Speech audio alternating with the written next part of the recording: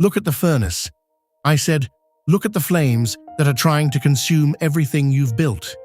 The enemy has turned up the heat. The wicked think they have won. The system says you're finished. But I need you to open your spiritual eyes. Because what they don't see is the fourth man. Fear not the fire. Fear not the liar. Fear not the shadow that stretches across your doorstep at midnight.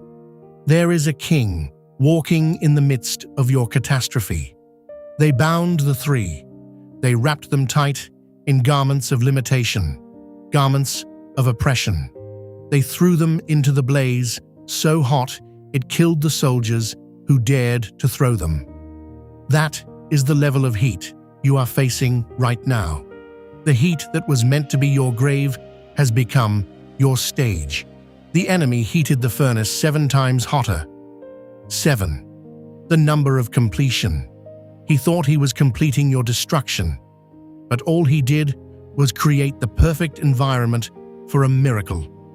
Listen to me. Witchcraft cannot stand where the fourth man walks. No incantation, no curse, no whispered conspiracy in the dark corners of this earth has any authority over a child whose God walks through fire. You are not fireproof because of your strength. You are fireproof because of His presence. The world watches when you are thrown in. They expect to smell the smoke of your failure. They expect to hear the sizzle of your dreams dying. But oh, they do not know the secret. The secret is that the fire only burns the ropes. It only consumes the chains. The thing meant to destroy you is the very thing that sets you free. Fear not the economic fire. Fear not the medical report that reads like not the family line that promised dysfunction. For there is a fourth man. I want you to declare it right now. I am not alone in this furnace. The enemy counted 3. He strategized for 3. He divided against 3. But he did not calculate for the one who rides on the heavens, the Ancient of Days, the consuming fire who consumes every other fire meant for you. You see, when God shows up, heat changes its address. What was meant to punish you becomes the atmosphere of your promotion. Those ropes burned, that garment of shame, ash, that reputation the enemy tried to ruin. He's about to watch you walk out naked and free, with not even the smell of smoke on your clothes. Say that aloud, not even the smell of smoke. Because the world expects scars. They expect you to limp out bitter and broken. But the fourth man doesn't just save you from the fire, he walks with you in the fire. And when you walk with him, you don't come out smelling like trauma. You come out smelling like grace, like glory, like a testimony that makes the king's own heart stop. Darkness has a strategy. It always does. It identifies your weakness. It studies your routine. It whispers to your mind at 3 a.m. You are exposed. You are vulnerable. You have no cover. But here is the theological nuclear bomb. The fourth man is your cover. Psalm 91 is not a poem. It is an intelligence report from heaven. He who dwells in the secret place of the Most High shall abide under the shadow of the Almighty. Your enemy doesn't have night vision for the shadow of God. They cannot curse what they cannot see. They cannot hex what is hidden in Christ.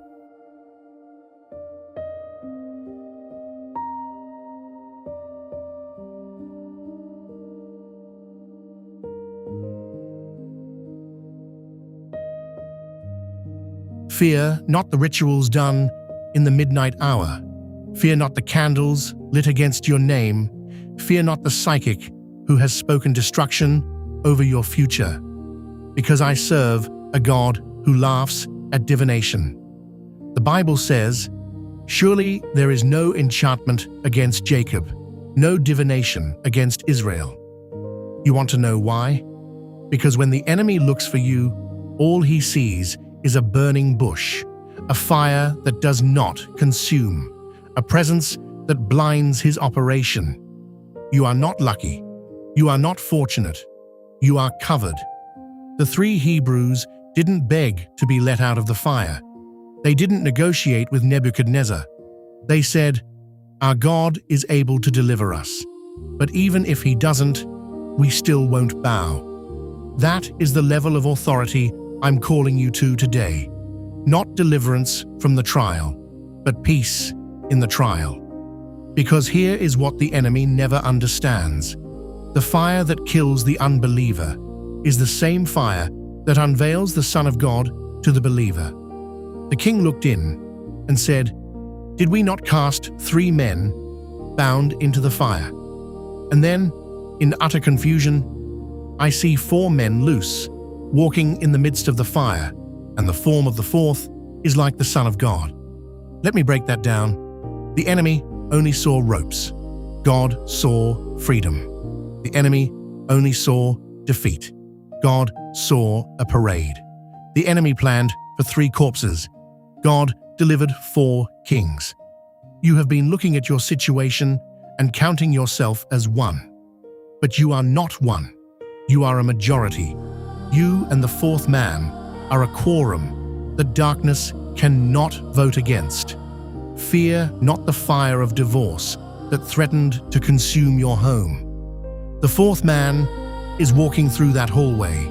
Fear not the fire of addiction that has burned through your savings, your marriage, your self-respect. The same fire that once enslaved you is about to burn the chains off you. Fear not the fire of comparison, that fire that tells you you're behind, you're too old, you're too late. The 4th man is not bound by time. He makes the crooked straight.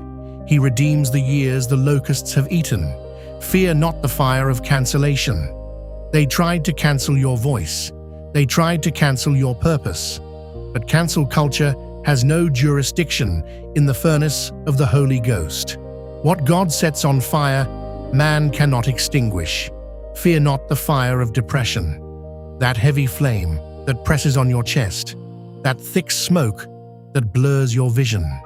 Say this: depression, you are not my master. The 4th man is my master. I hear the Spirit saying something right now. The ropes are loosening. Can you feel it? In your spirit, the ropes of generational poverty are turning to ash. The ropes of fear of man are disintegrating. The ropes of past trauma, that thing that happened to you 20 years ago that still dictates your decisions. It is burning, not because you are strong enough to break it, but because the heat of His presence is too much for the rope. Witchcraft operates on one currency: fear. When you fear the curse, you empower the curse. When you fear the enemy's strategy, you open the door. But perfect love, the love of the 4th man, casts out fear. Not tomorrow, now. So I need you to do something. I need you to stop looking at the walls of the furnace. Stop counting the degrees. Stop measuring the flames. I need you to turn your head to the left and then to the right and realize He is already here. He was here before the fire was lit. He was here when the deal fell through. He was here when the doctor called. He was here when they walked out. He is the Alpha and Omega. You want to know why darkness cannot stand? Because darkness is not a thing. Darkness is the absence of a thing. And where the 4th man is, there is no absence. There is fullness. There is glory. There is the uncreated light of the living God. I am not giving you theology to comfort you. I am giving you warfare to equip you. Open your mouth, right where you are, and say, I am untouchable. Say it again. I am untouchable because the touchable one walks with me. Fear stops here. Anxiety stops here. The cycle of bad news stops here. You are not in the fire alone. You are in the fire with the one who made the fire. Do you know what happens when the 4th man enters a situation? Physics changes. Biology changes. Economics change. The same fire that burned the soldiers becomes the wind beneath your feet. The king's command becomes his own embarrassment. Nebuchadnezzar, the one who built the furnace, ended up promoting the three.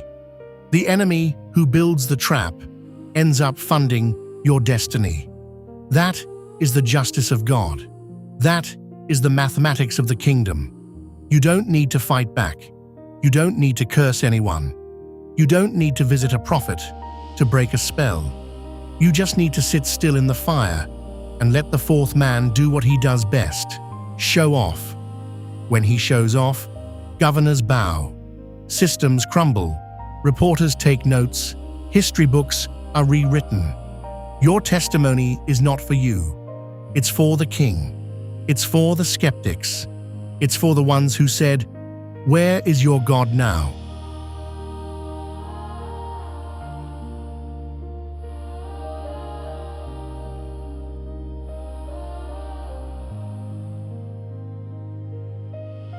They're about to see him, walking right next to you, loose, unbothered, glorious. So here is your assignment for the next 7 days. Wake up and say, "Good morning, fourth man." Walk into the meeting and say, "Fourth man, sit with me." Lay down at night and say, "Fourth man, watch over my sleep." Because the truth is, you have been surviving by your own wits. You have been calculating, planning, stressing. And God is saying, "Stop. I am already in the fire you are so afraid of entering." The fire is not your enemy. The fire is your environment. And your environment is under new management. I dare you to thank him for the fire, not for the pain, but for the privacy. Because in the fire, only the true worshippers remain. In the fire, only the genuine mantle survives. Everything else burns off. The fake friends, the false identities, the shallow faith. Let it burn. What remains is a son, a daughter, a king, a priest, a vessel that the enemy cannot touch, because the fourth man has put his seal on you.